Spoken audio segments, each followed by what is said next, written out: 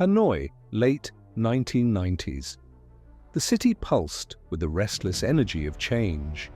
Streets bustled with bicycles, motorbikes, and the growing hum of commerce in a nation opening its doors to the world. Among the most striking signs of prosperity were the jewelry shops, bright, glittering, and symbols of wealth and trust. On Tay Son Street, one of the busiest avenues in Zhongja district, stood a well-known name, Kim Sin Jewelry. For locals, it wasn't just a shop. It was a place built on reputation and honesty, run by a gentle, hard-working couple. Their home, which doubled as the store, it was thought of as safe and peaceful, a modest haven in the middle of the city's chaos. But in the early hours of one summer night in July 1999, that sense of safety collapsed. Behind the locked doors of number 48 Tay Son, an unspeakable massacre took place. By dawn, 4 members of the family were dead, and whispers began to spread across Hanoi. Some who entered the scene later said it was so gruesome that blood pooled across the floor, so much that it rose to the level of the ankles. From that moment, the name Kim Sin would no longer be remembered for gold and trust, but for one of the most horrifying crimes in Vietnam's history. What truly happened inside that house? And who could be capable of such cruelty? The killer, a familiar face in the dark? Nguyen Minh Chau, a name later remembered as the embodiment of cold-blooded cruelty, was no stranger to the Kim Sin family. Born in 1960 in Tuy Quang province, Chau once traded in small amounts of gold, moving in and out of jewelry shops across Hanoi, including Kim Sin. At first, he appeared as a quick, friendly man, even earning the trust and sympathy of the shop owners. But behind that mask was a man consumed by self-destruction. Addicted to drugs, buried in gambling debts and hounded by creditors, Chau's life had spiraled to the bottom. By the late 1990s, he was desperate, penniless, and searching for a way out. And in that darkness, his gaze fell upon the very place that had once welcomed him, the Kim Sin jewelry store. The night before the crime, Chau traveled to Hanoi and stopped at Hom Market. In the noisy crowd of vendors, he quietly purchased a Thai kitchen knife for only 25,000 VND. For most people, it was an ordinary household item, but for Chau, it became the key to a plan of blood and betrayal. When he arrived at Kim Sin that evening, the family received him warmly, as they always had. With no suspicion, Mr. and Mrs. Sin offered him a place to sleep, even arranging for him to share a room with their son, who suffered from mental illness. That simple gesture of kindness, meant as hospitality, unknowingly opened the door to a nightmare. Lying in the dark, Chau was restless. The knife hidden by his side seemed to whisper relentlessly, money or ruin. In his mind, the plan was clear. Once the family sank into their deepest sleep, he would strike. He wore the face of a familiar friend, but inside him brewed betrayal and violence. And as the clock ticked into the silent hours of the night, the quiet darkness outside became nothing compared to the darkness about to rise inside 48 Tay Son Street. The night of the massacre. The clock had just passed 3 a.m., the hour when Hanoi's streets fall into their deepest silence. Inside 48 Tay Son Street, the jewelry store was locked tight. Everyone was asleep, everyone except Nguyen Minh Chau. He lay awake, staring into the darkness, listening to the sound of steady breathing around him. Beside him slept Thuc, the son of the family, who struggled with mental illness. In that vulnerable silence, Chau's hand slid beneath his pillow, wrapping around the handle of the Thai knife he had carried with him. Slowly, he sat up. The house was so still that the creak of the wooden floor beneath his feet felt deafening. He leaned over, pressed the blade against Thuc's neck, and with a swift, brutal motion, cut deep, Blood gushed across the bedding, soaking the sheets. Thuk barely had a chance to stir before his body went limp. But Chow wasn't finished. Knife in hand, he stepped out of the room and moved toward the parents' quarters. The air was heavy, thick with the smell of iron from the blood already spilled. Pushing open the door, he saw Mr. Sinh and his wife sleeping peacefully. Chow approached the father first. One strike to the throat, quick and decisive. Mr. Sinh gasped only once before falling silent forever. Ms. Sinh, awakened by the sound, tried to rise. But before she could cry out, Chow struck again, driving the blade across her neck. Her scream died in her throat, and the room went quiet once more. The last to face him was Tao, the second son. The boy's eyes opened just in time to see the shadow looming over him. Perhaps he tried to move, perhaps he froze in fear, but Chow showed no hesitation. The knife slashed down, ending his life within seconds. In less than 15 minutes, an entire family had been erased. The house was no longer a home, it had become a slaughterhouse. Blood spread across the tile floors, seeping into every corner. Later, those who entered the scene whispered in disbelief. The blood had pooled so high it reached the ankles. And then came the most chilling detail of all. When the killing was over, Chow did not flee in panic. Instead, he moved with eerie calm. He searched every room, pulling open drawers, gathering gold jewelry and cash. The stolen valuables were later valued at 36 million VND, a fortune then, equivalent to over 160 million today. When he was satisfied, Chow walked into the bathroom. He washed his hands, rinsed the blood from the knife, even splashed water on his face and chest, as though freshening up for a new day. He placed the knife in a bucket, changed his clothes, and stepped quietly out into the night. Behind him, in the house that had once welcomed him as a friend, 4 bodies lay lifeless, and the silence of death lingered in the air.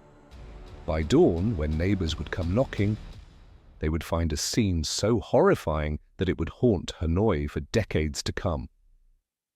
The morning horror, when the crime was discovered.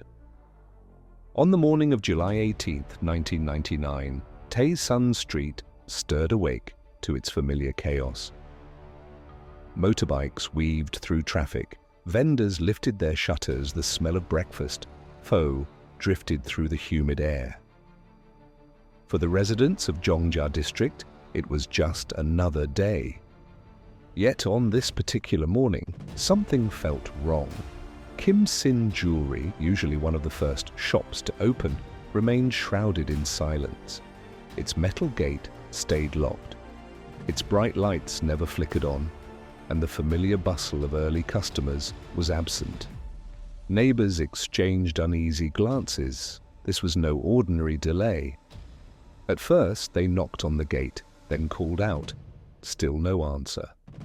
A few tried to peer inside through the cracks, but the house appeared lifeless. By mid-morning, worry had turned into dread. Someone whispered, "They never open this late. Something must have happened." The authorities were called. When the police arrived, they forced their way through the locked doors. What awaited inside would haunt even the most hardened officers. The air hit them first. Thick, suffocating. Heavy with the metallic stench of blood. The floors were slick and stained, every step sticking to the crimson that coated the tiles. Furniture was overturned, drawers ransacked, and then the bodies. 4 members of the family lay dead in different rooms. Each throat had been cut, the wounds brutal and precise. Their faces, frozen in their final moments, bore expressions of terror, confusion, and pain. The silence of the house was deafening, broken only by the gasps of the officers and neighbors who dared step inside. The horror was indescribable. One witness later said in a trembling voice, The blood had risen so high across the floor. It was ankle deep. Panic spread through the neighborhood like wildfire. Crowds gathered outside, whispering in shock, parents clutching their children tightly. Within hours, all of Hanoi buzzed with the news. How could a respected, hard-working family be wiped out in their own home in the heart of the capital? The police sealed off the area immediately. Forensic teams documented every inch of the scene, the spatter of blood across the walls, the knife marks on furniture, the drawers emptied of jewelry and cash. Nothing suggested a break-in. This was no random burglary. The investigators knew instantly this was a massacre committed by someone the family trusted. As the city reeled from the violence, a grim determination took hold among the investigators. The killer would be found no matter what it took. The hunt and the day of judgment. The Kim Sinh massacre sent shockwaves through Hanoi. Panic spread through neighborhoods, and fear lingered in every household. For the police, there could be no mistakes. The killer had to be caught, and fast. From the very first hours, detectives noticed something crucial. The doors of the jewelry shop had no signs of forced entry. This was not a random burglary. Whoever committed the crime had been welcomed inside. That detail narrowed the suspect pool drastically. It had to be someone the family trusted. Soon, neighbors came forward with fragments of memory. On the evening of July 17th, they had seen a man entering the store. His name surfaced again and again: Nguyen Minh Chau. Investigators launched a manhunt.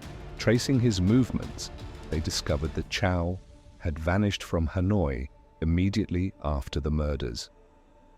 Witnesses in Ha Nam recalled him spending money recklessly, showing off jewelry and cash as though his long-standing debts had suddenly evaporated. The pieces fit together too neatly. The trail pointed straight to him.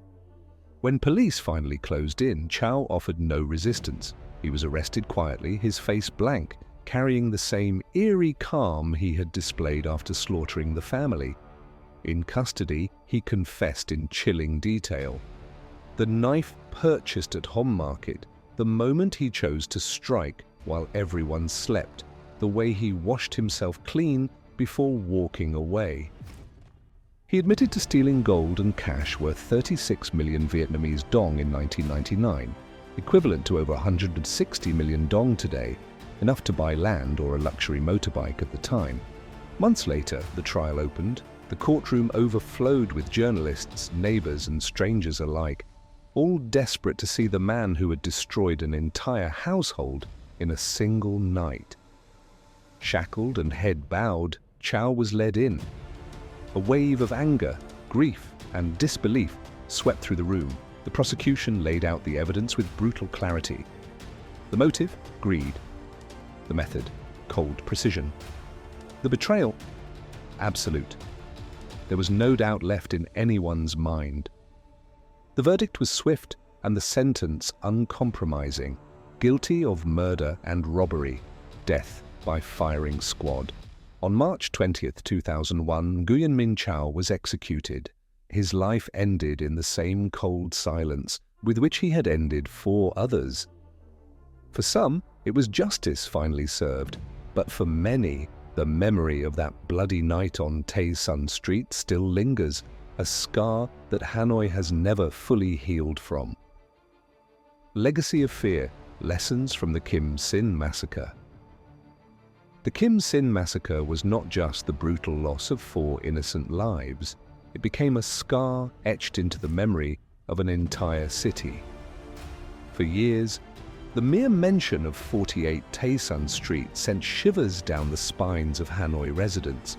A home once radiant with the glow of golden prosperity was now forever cloaked in the shadow of blood and betrayal. For many, this tragedy was a haunting reminder of the fragility of trust. And Nguyen Minh Chau was not a stranger who forced his way in. He was a man once welcomed as a friend, offered a bed for the night, treated with kindness. Yet desperation, addiction, and greed turned him into a killer. That single act of hospitality, letting a familiar face stay the night, became the opening through which death entered. The case also marked a pivotal moment for Vietnam's criminal justice system. The swift investigation, the tireless pursuit of the suspect, and the certainty of the verdict reaffirmed a harsh but necessary truth. No crime, however ruthless, could hide from the reach of justice. Today, more than 2 decades later, Kim Sinh is no longer remembered for gold or success. Instead, it lives on as a cautionary tale about greed, about betrayal, and about the terrifying cost when the darkness of the human soul goes unchecked. And for those who still remember, the gunshots that ended Nguyen Minh Chao's life in 2001 were more than just the execution of a sentence. They were the echo of a deeper truth. Not all darkness comes from the night.